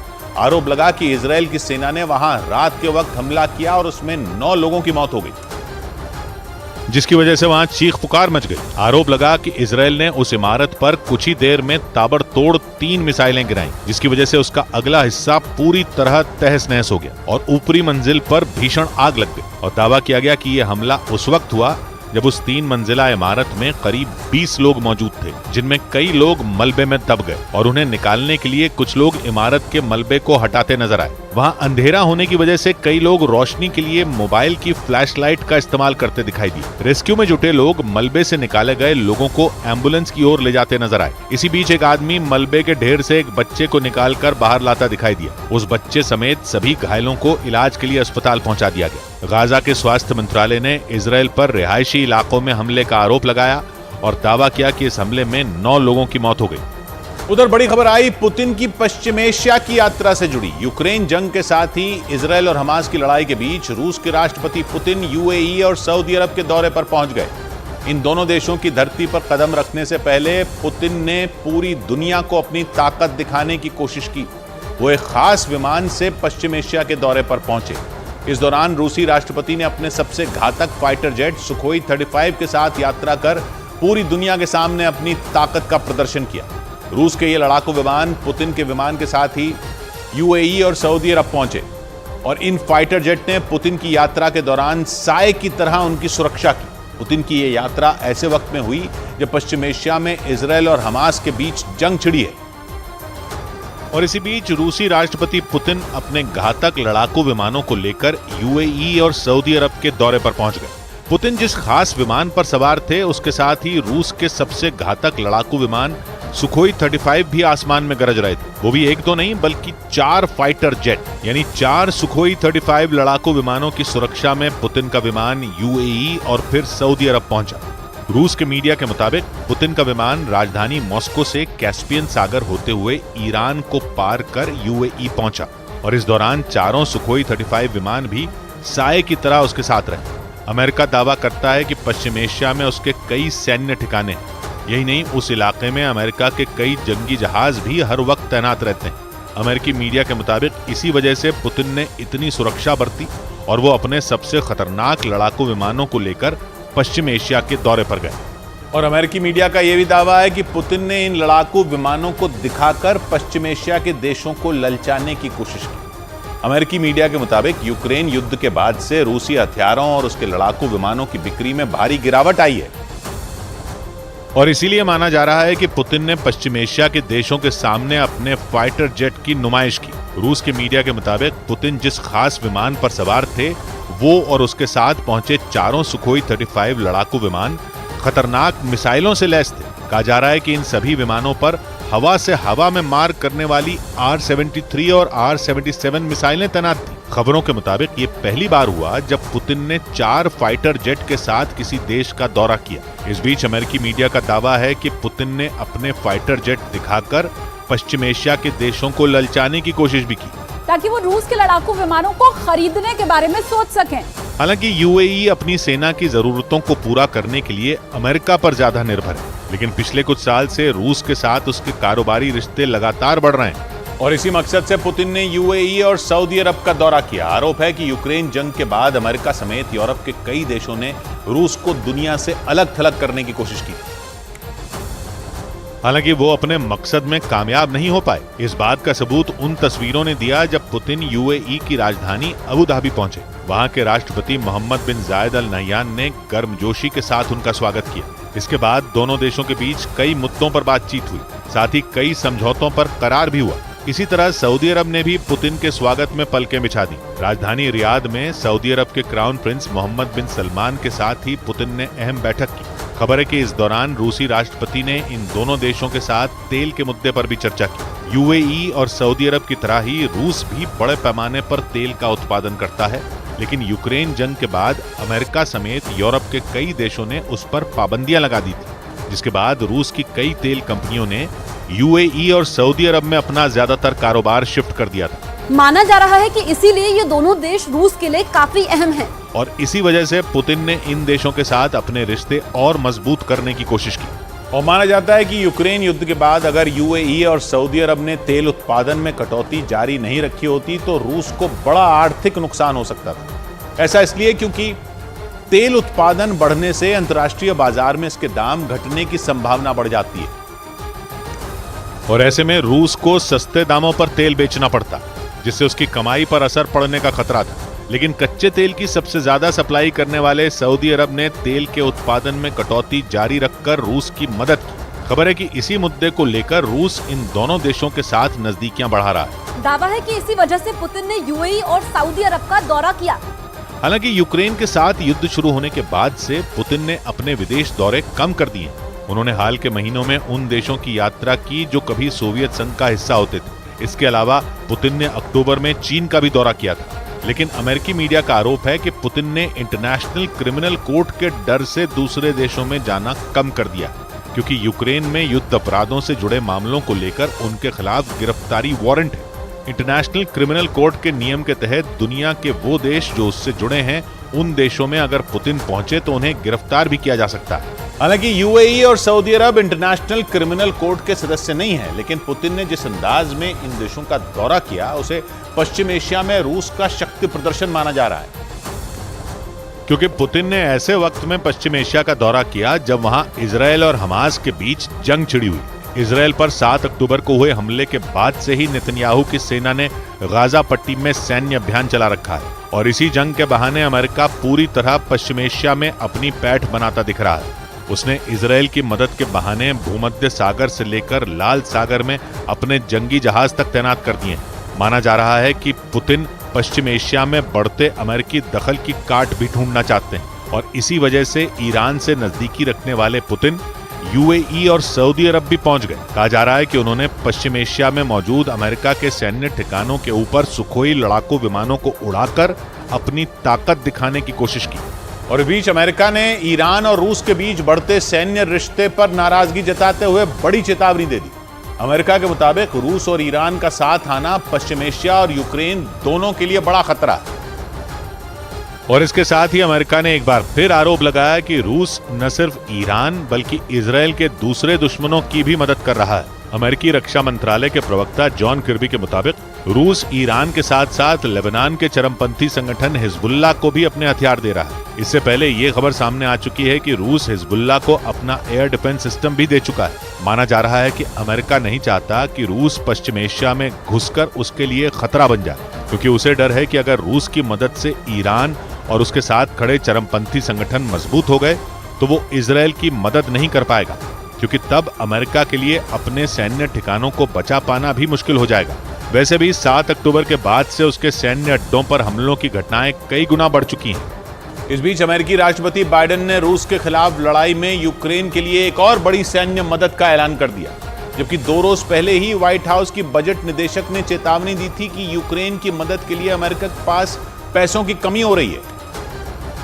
लेकिन पुतिन को हराने के लिए बाइडेन अमेरिका का खजाना खाली होने की चेतावनी भी अनसुनी करने को तैयार दिख रहे हैं, क्योंकि रूस के खिलाफ यूक्रेन की लड़ाई में अमेरिका की साख भी दांव पर लगी है। और ऐसा इसलिए क्योंकि अमेरिका जंग की शुरुआत से ही यूक्रेन के साथ खड़ा है। यही नहीं, पुतिन की लाख चेतावनियों और धमकियों के बावजूद अमेरिका और उसके सहयोगी यूक्रेन को हथियार समेत हर तरह की मदद पहुंचाते आए हैं। ऐसे में अगर ये जंग रूस जीत गया तो इसे यूक्रेन ही नहीं अमेरिका की हार के तौर पर भी देखा जाएगा, और बाइडेन ऐसा बिल्कुल नहीं होने देना चाहते। We can't let Putin win. और इसीलिए बाइडेन ने यूक्रेन की ताकत बढ़ाने के लिए एक बार फिर अपना खजाना खोल दिया। बाइडेन ने यूक्रेन को $175 मिलियन यानी भारतीय रुपयों में करीब 1500 करोड़ रुपए की एक और सैन्य मदद देने का ऐलान कर दिया, जिसमें खतरनाक मिसाइलें, गोला बारूद और कई घातक हथियार शामिल होंगे। और ये जंग में रूस से मिल रही चुनौतियों से निपटने में यूक्रेन की मदद करेंगे, क्योंकि बाइडेन रूस को सिर्फ यूक्रेन ही नहीं बल्कि उनकी मदद करने वाले नेटो देशों के लिए भी बड़ा खतरा मानते हैं। और खुद पुतिन भी कई बार यूक्रेन के मददगारों को धमका चुके हैं। इनमें यूक्रेन से सीमा साझा करने वाले पोलैंड के अलावा फिनलैंड, लिथुआनिया, लातविया और एस्टोनिया समेत कई नेटो देश शामिल हैं। और इसीलिए बाइडेन को ये डर सता रहा है कि अगर पुतिन ने यूक्रेन पर कब्जा जमा लिया तो उनके कदम वहीं नहीं रुकेंगे, बल्कि जंग में यूक्रेन की मदद करने वाले देशों पर भी रूस की नजर पड़ सकती है। If Putin takes Ukraine, he won't stop there. और अगर पुतिन ने किसी भी नेटो देश पर हमला किया तो मजबूरन अमेरिका को भी रूस के खिलाफ अपनी सेना उतारनी पड़ेगी। ऐसा इसलिए क्योंकि 31 देशों वाले नेटो सैन्य गठबंधन का मकसद साझा सुरक्षा पर काम करना है, और किसी भी नेटो सदस्य पर हमले का मतलब उसके बाकी सदस्यों पर भी हमला माना जाता है। ऐसे में दुश्मन का मुकाबला करने के लिए नेटो के सभी सदस्य एकजुट हो जाते हैं। लेकिन माना जा रहा है कि बाइडेन ऐसी नौबत ही नहीं आने देना चाहते, और इसीलिए उन्होंने बजट की कमी की चेतावनी के बावजूद यूक्रेन के लिए नई सैन्य मदद का ऐलान कर दिया। यानी अमेरिका का खजाना खाली होने की कगार तक पहुंच चुका है। ऐसे में माना जा रहा था कि अमेरिका अब यूक्रेन को हथियारों की सप्लाई रोक देगा, लेकिन बाइडेन ने साफ कर दिया कि अमेरिका आगे भी यूक्रेन को ठीक वैसी ही मदद करता रहेगा जैसी वो बीते पिछले 21 महीनों से करता आया। अमेरिका ने यूक्रेन के लिए जिस नई सैन्य मदद का ऐलान किया उसमें गोला बारूद तो है ही, लेकिन दावा किया गया कि अमेरिका इस बार यूक्रेन को लंबी दूरी तक हमला करने वाले हाई मार्च यानी high mobility artillery rocket system भी दे सकता है, क्योंकि जेलेंस्की इस रॉकेट सिस्टम की मांग लंबे समय से करते आए हैं। यानी जेलेंस्की की ये मुराद जल्द ही पूरी हो सकती है। यही नहीं, न्यूज एजेंसी रॉयटर्स के मुताबिक जेलेंस्की ने रूस के हवाई हमलों से निपटने के लिए अमेरिका से F-18 लड़ाकू विमान की भी मांग कर दी। और दावा किया गया कि अगर यूक्रेन को ये खतरनाक फाइटर जेट मिल गया तो जंग में रूसी फौज की मुश्किलें बढ़ जाएंगी, क्योंकि F-18 को दुश्मन की सेना के लिए काल माना जाता है। ये लड़ाकू विमान 2300 किलोमीटर प्रति घंटा की रफ्तार से उड़ते हुए इतनी मिसाइलें और बम बरसा सकता है कि जमीन पर तबाही मच जाए। इतनी तेज रफ्तार से उड़ने के बावजूद F-18 लड़ाकू विमान का निशाना बाज की तरह सटीक होता है। F-18 कई तरह का गोला बारूद और मिसाइलें चला सकता है, जिनमें एंटी सबमरीन मिसाइलें भी शामिल हैं। यानी हवा और जमीन ही नहीं, समंदर में दुश्मन की पनडुब्बी भी इसके हमलों से बच नहीं सकती। हालांकि अमेरिका ने इस बात की पुष्टि नहीं की कि हथियारों की जो नई खेप यूक्रेन भेजी जाएगी उसमें F-18 को भी शामिल किया जाएगा या नहीं। उधर चंडीगढ़ में एक इमारत का छज्जा तोड़ते वक्त हुए हादसे ने पूरे शहर को दहलाकर रख दिया। इस हादसे का जो वीडियो सामने आया वो खौफ से भर देने वाला था। वहां मलबे की चपेट में आने से एक महिला और 2 बच्चे घायल हो गए और जैसे ही वो गली में घुसे वैसे ही इमारत का छज्जा एक बच्चे पर गिर गया। वहां से गुजर रही एक महिला और दूसरा बच्चा भी इसकी चपेट में आ गए। हादसे के बाद वहां चीख पुकार मच गई। इस हादसे का जो वीडियो सामने आया उसमें 2 लोग एक गली में खड़े होकर पास की एक इमारत में तोड़फोड़ की तैयारी करते दिखाई दी। इस दौरान वहां से एक महिला एक बच्चे के साथ गुजरी और उसे वहां मौजूद एक आदमी ने टोका। बताया गया कि जिस आदमी ने महिला को वहां से गुजरने से रोका वो इमारत में तोड़फोड़ का काम करवा रहा था। इसके बाद थोड़ी देर तक वहां सब कुछ सामान्य दिखा, लेकिन जैसे ही एक दूसरी गली से एक बच्चा और एक दूसरी महिला आती दिखाई दी, इमारत का छज्जा तेज आवाज के साथ गिर गया। बच्चा तो पूरी तरह मलबे में दब गया, जबकि महिला और उसके साथ मौजूद एक दूसरा बच्चा और वहां मौजूद एक लड़का मलबे की चपेट में आने से बाल बाल बच गए। मलबे के नीचे बच्चे के दबते ही महिला जोर जोर से चिल्लाने लगी।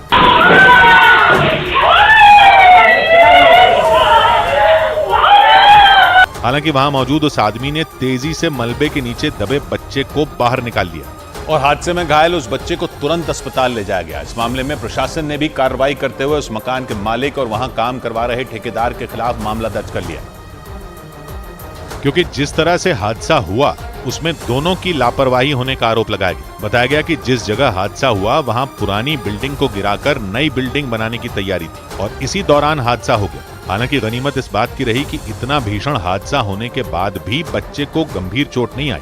इस हादसे की खबर मिलते ही पुलिस की टीम मौके पर पहुंची और कार्रवाई करते हुए मकान मालिक और ठेकेदार के खिलाफ मामला दर्ज कर लिया गया।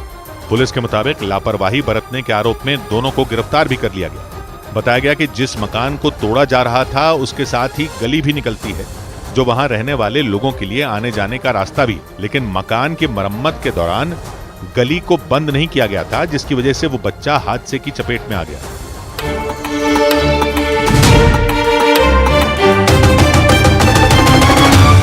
It's time to break free. Break away to the greens. Start again and just let it all go. With JK Tyre's Ranger 80. JK Tyre, total control. ये नया इंडिया, नए नजरिए का इंडिया, जहां लोगों का नंबर 1 भरोसा बनता है वो जो उनके मुद्दे उनकी आवाज निडर होकर उठाता है, लोगों की नंबर 1 पसंद बनता है वो जो सिर्फ रफ्तार नहीं जिम्मेदारी पर भी विश्वास रखता है।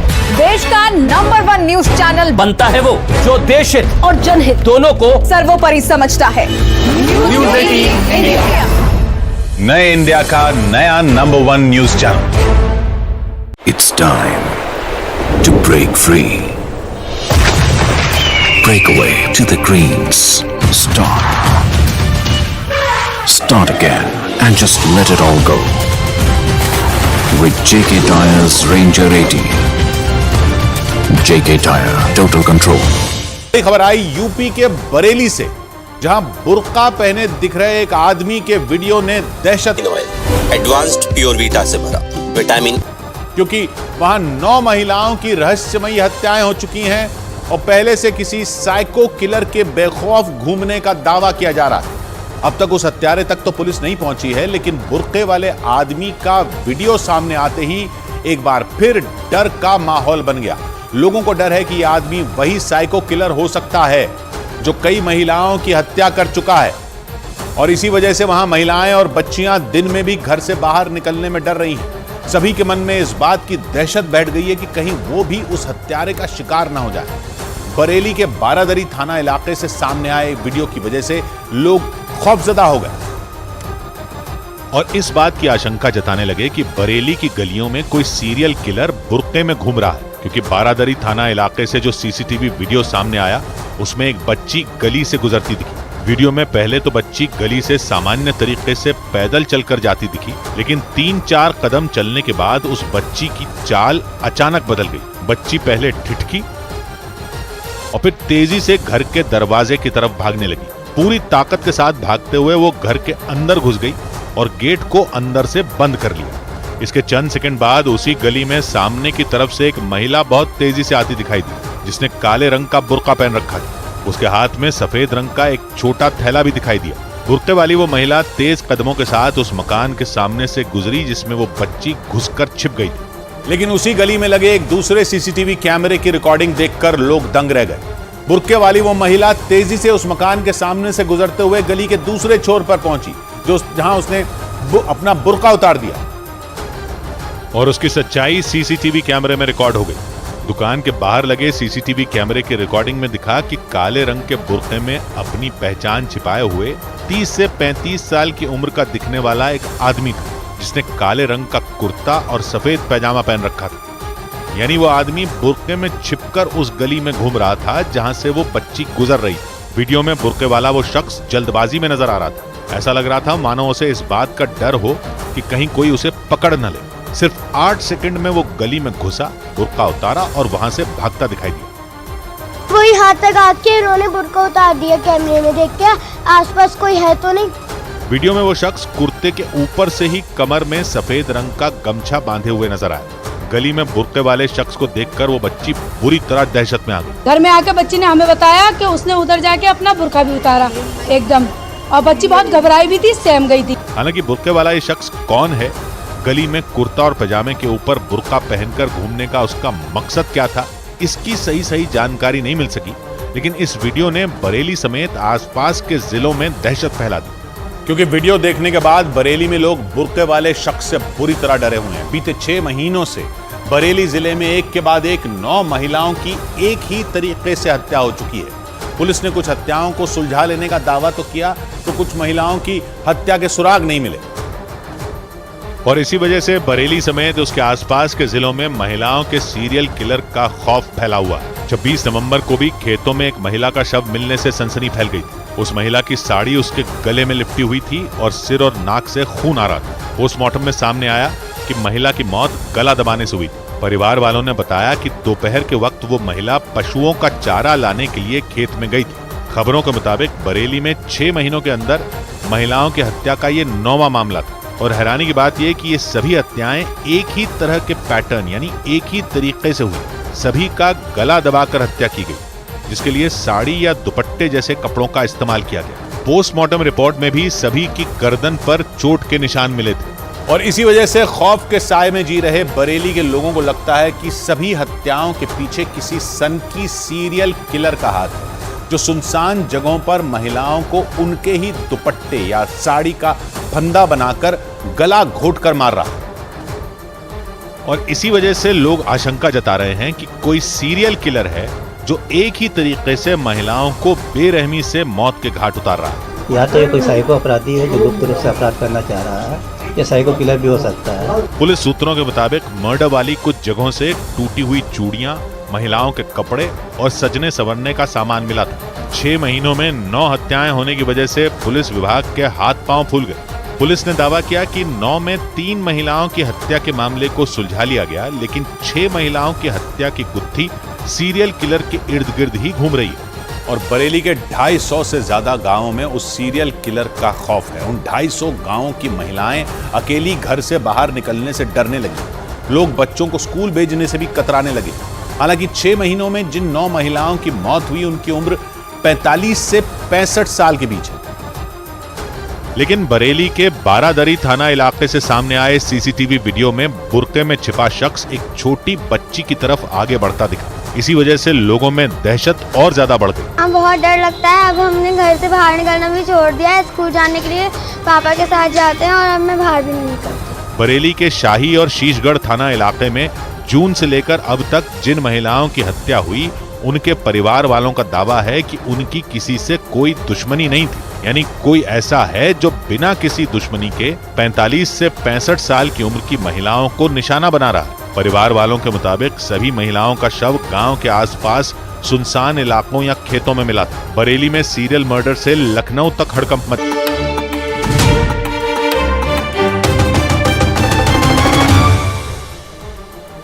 मध्य प्रदेश में भारतीय जनता पार्टी की बम्पर जीत के बाद कांग्रेस विधायक फूल सिंह बरैया ने अपने मुंह पर कालिक पोत ली। उन्होंने मध्य प्रदेश में विधानसभा चुनाव के नतीजे आने से पहले ही ऐलान किया था कि अगर बीजेपी की 50 से ज्यादा सीटें आईं तो अपने मुंह पर कालिक पोत लेंगे। और अपने उस ऐलान को पूरा करने के लिए वो भोपाल में राजभवन के सामने पहुंच गए। कांग्रेस के विधायक फूल सिंह बरैया के साथ उनके सैकड़ों समर्थक भी मौजूद थे। हालांकि पूरे मुंह पर कालिक पोतने का ऐलान करने वाले फूल सिंह बरैया बस चेहरे पर काला टीका लगाकर ही कसम निभाते नजर आए और इसमें उनकी मदद पार्टी के बड़े नेता दिग्विजय सिंह ने की। उन्होंने राजभवन के सामने फूल सिंह बरैया को काला टीका लगाया और इस दौरान फूल सिंह बरैया लगातार मुस्कुराकर ये दिखाते रहे कि काला टीका लगवाकर उन्होंने अपने वादे को पूरा किया। हालांकि अपनी इस मुहिम में वो दिग्विजय सिंह को भी शामिल करने की कोशिश करते दिखे,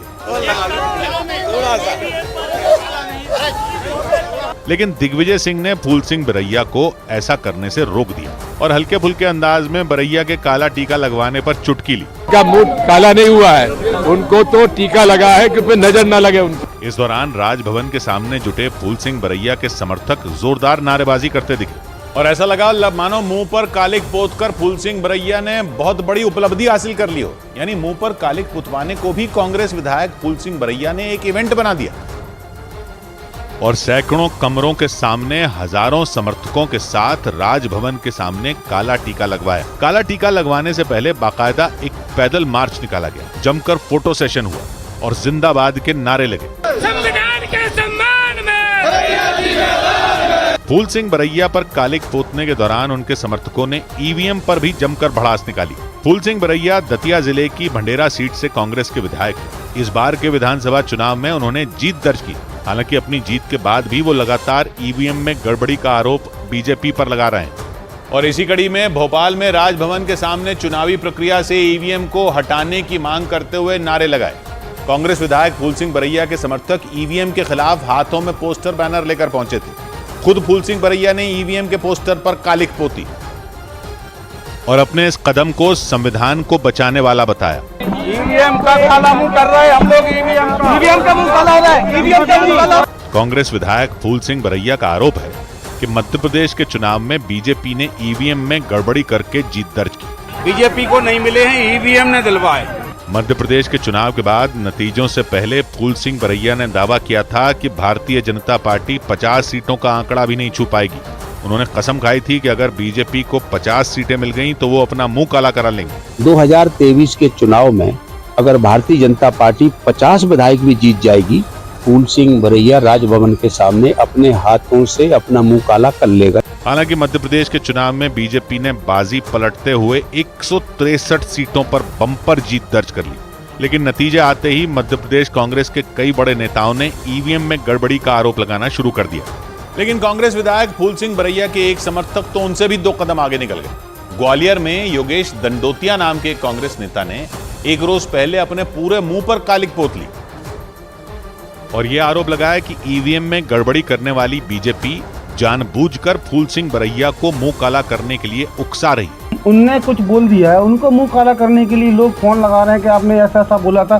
फूल सिंह बरैया के समर्थक योगेश दंडोतिया ने मीडिया कर्मियों के सामने पैकेट से कालिक निकाली और अपने चेहरे पर पोतने लगे। इस दौरान उनके बगल में बैठे दूसरे कांग्रेसी नेता उन्हें रोकते दिखे। योगेश दंडोतिया ने आरोप लगाया कि बीजेपी दलितों का अपमान करती है। उधर बड़ी खबर है दिल्ली से, जहां राजस्थान के मुख्यमंत्री पद के लिए चल रही रेस के बीच वसुंधरा राजे ने पार्टी अध्यक्ष जेपी नड्डा से मुलाकात की और मुलाकात 1 घंटा 20 मिनट तक चली। इस दौरान उनके बेटे दुष्यंत भी उनके साथ रहे। हालांकि मुलाकात में क्या हुआ ये अब तक साफ नहीं है। रवि सिंह वहां मौजूद हैं। रवि, ये बताइए क्या मतलब निकाला जा रहा है? अभी सब लोग मिल रहे हैं जेपी नड्डा से, अभी वसुंधरा राजे मिली हैं।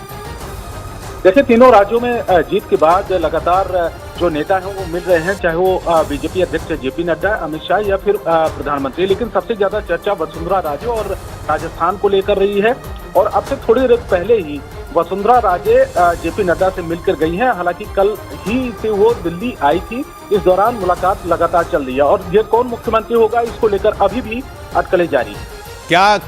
क्या कोई संकेत मिल रहे हैं अंदर? सूत्र कुछ बता रहे हैं, कुछ इशारा हुआ, कुछ वसुंधरा जी ने कहा?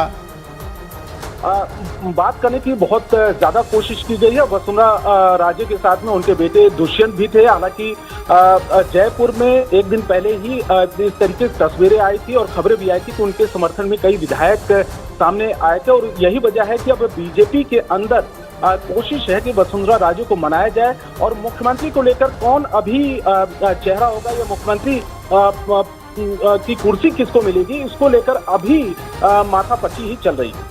शुक्रिया रवि आपका। उधर बड़ी खबर आई पाकिस्तान से, वहां एक कॉन्फ्रेंस में हमास चीफ इस्माइल हानिया के शामिल होने की खबर आई। वीडियो कॉन्फ्रेंसिंग के जरिए उस कॉन्फ्रेंस में शामिल हुए इस्माइल हानिया ने पाकिस्तान से जंग में मदद मांग ली। मतलब जो मुल्क खुद आतंकवादियों के सामने घुटने टेक रहा है, उसी मुल्क से हमास मदद की आस लगा रहा। और यही बात इस्माइल हानिया ने इस कॉन्फ्रेंस में कही।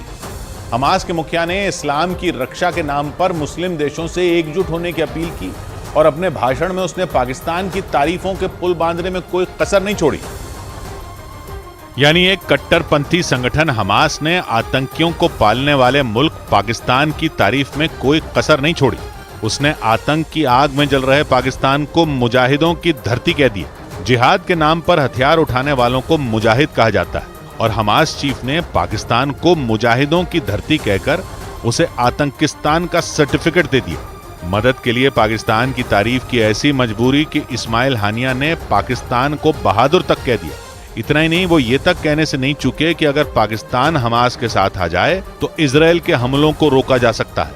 मतलब जिस इजराइल के हमलों को ईरान और तुर्की नहीं रोक पाए, जिस जंग को मुस्लिम देशों का संगठन OIC नहीं रोक पाया, उसे पाकिस्तान अकेला ही रोक सकता है। इस्माइल हानिया ने पाकिस्तान की महज तारीफ नहीं की, बल्कि उसे चने के झाड़ पर चढ़ा दिया। इस्माइल हानिया ने ये बात तब कही जब वो हमास की जंग में मुस्लिम देशों की भूमिका पर हुई एक कॉन्फ्रेंस में शामिल हुए। ये कॉन्फ्रेंस पाकिस्तान में मजलिस इत्तेहाद उम्मा नाम के संगठन ने करवाई थी, जिसका मकसद हमास और गाजा के लिए समर्थन जुटाना था। लेकिन इस्माइल हानिया ने इस मंच का इस्तेमाल जंग में पाकिस्तान से मदद मांगने के लिए किया। 7 अक्टूबर के बाद गाजा पर शुरू हुए इजराइल के हमलों के बाद से ही हमास के नेता दुनिया के अलग अलग देशों में जाकर समर्थन मांगने में लगे हैं, जिसके लिए केवल इस्माइल हानिया ही नहीं बल्कि हमास के ज्यादातर बड़े नेता वीडियो कॉन्फ्रेंस के जरिए अलग अलग देशों में पहुंच रहे हैं। हमास से हमदर्दी रखने वाले संगठन पाकिस्तान ही नहीं, दुनिया के ज्यादातर मुस्लिम देशों में इस तरह के कार्यक्रम करवा रहे हैं। लेकिन हमास को अब तक इस तरह के किसी भी कार्यक्रम से हमदर्दी के अलावा कुछ भी हासिल नहीं हुआ। जंग के 2 महीने बीतने के बाद भी न तो गाजा पर इजराइल के हमले बंद हुए और न ही जंग में हमास को कोई सहारा मिला। हमास की कोशिश यह है कि इस्लाम के नाम पर वो ज्यादा से ज्यादा मुस्लिम देशों का समर्थन जुटाए और लोगों को जंग में शामिल होने के लिए राजी कर पाए। हमास और इजराइल की जंग पर चर्चा के लिए मुस्लिम देशों के संगठन OIC की एक बैठक सऊदी अरब में हो चुकी है, लेकिन उस बैठक का जंग पर कोई असर नहीं हुआ। उधर खुद इस्माइल हानिया भी गाजा की जमीन पर कदम नहीं रख पा रहा। खबरों के मुताबिक हमास का मुखिया इस्माइल हानिया कतर में छुपकर रह रहा है। हालांकि इस्माइल हानिया और हमास के बाकी नेताओं की कोशिश अपने लड़ाकों का एक नेटवर्क तैयार करने की। भारत की जांच एजेंसियों को भी ऐसे इनपुट मिल चुके हैं जिनसे पता चलता है कि आतंकी संगठन युवाओं का माइंड वॉश कर उन्हें जंग में हिस्सा लेने के लिए उकसा रहे हैं, जिसके लिए जैश और लश्कर जैसे संगठन बड़ी भूमिका में है। पाकिस्तान की सेना और खुफिया एजेंसी की मदद से चलने वाले पाकिस्तान के आतंकी संगठन पूरी दुनिया में नए लड़ाकों की भर्ती का मिशन चला रहे हैं। खबरों के मुताबिक सोशल मीडिया के जरिए आतंकी संगठन युवाओं का ब्रेन वॉश करने में लगे हैं ताकि उन्हें गाजा पट्टी में जंग लड़ने के लिए भेजा जा सके। इस लड़ाई में हमास के नेताओं का काम भड़काऊ भाषण देने का है और उनके वीडियो का इस्तेमाल आतंकी संगठन अपने प्रोपेगेंडा में कर रहे हैं। माना जा रहा है कि दुनिया भर में हमास के लिए कार्यक्रम कराने वाले संगठन भी इसी साजिश का हिस्सा हैं। खुफिया एजेंसियों के सूत्रों से मिली खबरें तो यहाँ तक हैं कि लश्कर तैयबा के कई लड़ाके गाजा में चल रही जंग में भेजे भी जा चुके हैं, लेकिन इजराइल की फौज के हमलों में हमास को भारी नुकसान होने की खबरें। रोजाना मारे जा रहे लड़ाकों के कारण हमास बुरी तरह लाचार है, इसीलिए उसके नेता पाकिस्तान जैसे मुल्कों के सामने भी हाथ फैलाने को मजबूर है। उधर बड़ी खबर आई तमिलनाडु में मिगजॉम तूफान के कहर से जुड़ी। वहां मिगजॉम तूफान के गुजरने के 3 दिन बाद इसका असर साफ देखा जा सकता है, क्योंकि चेन्नई और उसके आसपास के ज्यादातर इलाकों में अब भी बारिश का पानी भरा हुआ है। लोगों के घर पानी में डूब गए, सड़कें भी दरिया में तब्दील हो गईं। हालांकि प्रभावित इलाकों में राहत और बचाव का काम जारी है और लोगों तक मदद पहुंचाने के लिए सेना के हेलीकॉप्टरों का इस्तेमाल किया जा रहा है। इसके साथ ही रक्षा मंत्री राजनाथ सिंह ने वहां के मुख्यमंत्री एमके स्टालिन से मुलाकात की और केंद्र की तरफ से 450 करोड़ रुपए की मदद देने का भी ऐलान किया गया, क्योंकि मिग्जॉम तूफान ने ऐसी तबाही मचाई कि उसने चेन्नई और उसके आसपास के इलाकों की सूरत बदल कर रख दी और इसका असर वहां 3 दिनों के बाद भी देखने को मिला। वहां हुई भारी बारिश के बाद अलग अलग इलाकों से कई वीडियो सामने आए और वहां से सामने आए एक वीडियो ने इस बात की गवाही दे दी कि मिग्जॉम तूफान ने वहां किस तरह हाहाकार मचा दिया, क्योंकि जो वीडियो सामने आया उसमें एक कॉलेज और बैंक समेत कई दफ्तरों की इमारतें पानी में डूबी नजर आईं। वहां हर तरफ सिर्फ सैलाब का कब्जा दिखाई दिया, जबकि वहां से सामने आए दूसरे वीडियो में एक पेट्रोल पंप भी बाढ़ में डूबा दिखा और उसके आसपास की सड़कें भी बारिश के पानी में डूबी दिखाई दी और दरिया में तब्दील हुई सड़क पर गाड़ियां चलती दिखी, जबकि सड़क के दूसरे हिस्से में ट्रक समेत दूसरी गाड़ियों के पहिए पूरी तरह पानी में समाये नजर आए। इसके साथ ही सैलाब के बीच सड़क पर लोग चलने को मजबूर दिखाई दिए, उनके घुटनों के ऊपर तक पानी भरा दिखाई दिया। और मिग्जॉम तूफान ने ऐसा कहर बरपाया कि लोग अपने घरों में कैद होने को मजबूर हो गए। इतना ही नहीं, हालात इतने बुरे हो चुके हैं कि लोगों के लिए राहत और बचाव का सामान पहुंचाना भी मुश्किल हो रहा है, इसलिए वहां सेना के हेलीकॉप्टरों का सहारा लिया जा रहा है और सेना के जवान चेन्नई के इलाकों में हेलीकॉप्टर के जरिए लोगों को राहत का सामान पहुंचा रहे हैं। इसका एक वीडियो भी सामने आया जिसमें वहां कई घरों की छतों के ऊपर बड़ी संख्या में लोग मौजूद दिखे। इस बीच वहां सेना के जवान एक हेलीकॉप्टर की मदद से छतों के ऊपर खाने पीने के सामान के पैकेट गिराते दिखाई दिए, क्योंकि चेन्नई के ज्यादातर इलाकों में बारिश का पानी भरा है और ऐसे में लोग खाने पीने का सामान और जरूरत का दूसरा सामान नहीं जुटा पा रहे हैं, इसलिए हेलीकॉप्टर के जरिए उन लोगों तक मदद पहुंचाई जा रही है। हालांकि मिग्जॉम तूफान ने जिन इलाकों में सबसे ज्यादा तबाही मचाई उन इलाकों में एनडीआरएफ और एसडीआरएफ की टीम भी मुस्तैद है और वो लोगों को जरूरी सुविधाएं मुहैया करा रही हैं। और मिग्जॉम तूफान की वजह से मची तबाही के बाद रक्षा मंत्री राजनाथ सिंह चेन्नई पहुंचे और वहां उन्होंने हेलीकॉप्टर के जरिए भारी बारिश और बाढ़ से प्रभावित हुए इलाकों का हवाई दौरा किया। इस दौरान आसमान से तूफान की वजह से हुई बर्बादी का मंजर नजर आया। वहां खेत और रिहायशी इलाके सब पानी में डूबे दिखाई दिए। इसके साथ ही रक्षा मंत्री राजनाथ सिंह चेन्नई के अलावा उसके आसपास के इलाकों में भी पहुंचे और वहां उन्होंने हेलीकॉप्टर के जरिए मिग्जॉम तूफान की वजह से हुए नुकसान का जायजा लिया। इस दौरान उनके साथ केंद्रीय राज्य मंत्री एल मुरुगन भी मौजूद रहे और इसके बाद उन्होंने तमिलनाडु के मुख्यमंत्री एमके स्टालिन से मुलाकात की। इस मुलाकात के दौरान राजनाथ सिंह ने उन्हें भरोसा दिलाया कि मिग्जॉम तूफान की वजह से बिगड़े हालात से निपटने में केंद्र सरकार उनकी पूरी मदद करेगी। Honorable Prime Minister had directed Ministry of Home Affairs to release the second installment of 450 crore to the Tamil Nadu State Disaster Response Fund.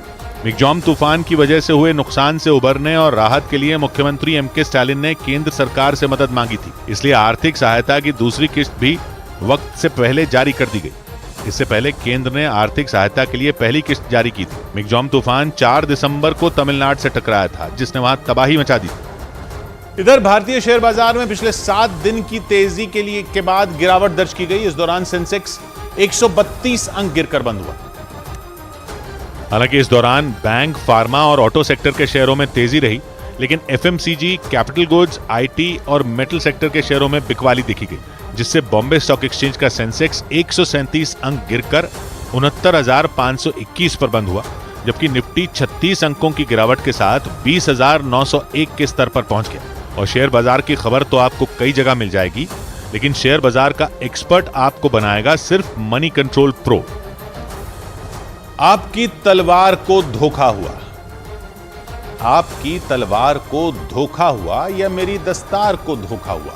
100 बात की एक बात कही पुष्प ने, कान के होते हुए बहरी रही, आज फिर दीवार को धोखा हुआ। मिलते हैं कल, घड़ी जब इशारा करेगी 9 बजे रात का, वक्त फिर होगा 100 बात की।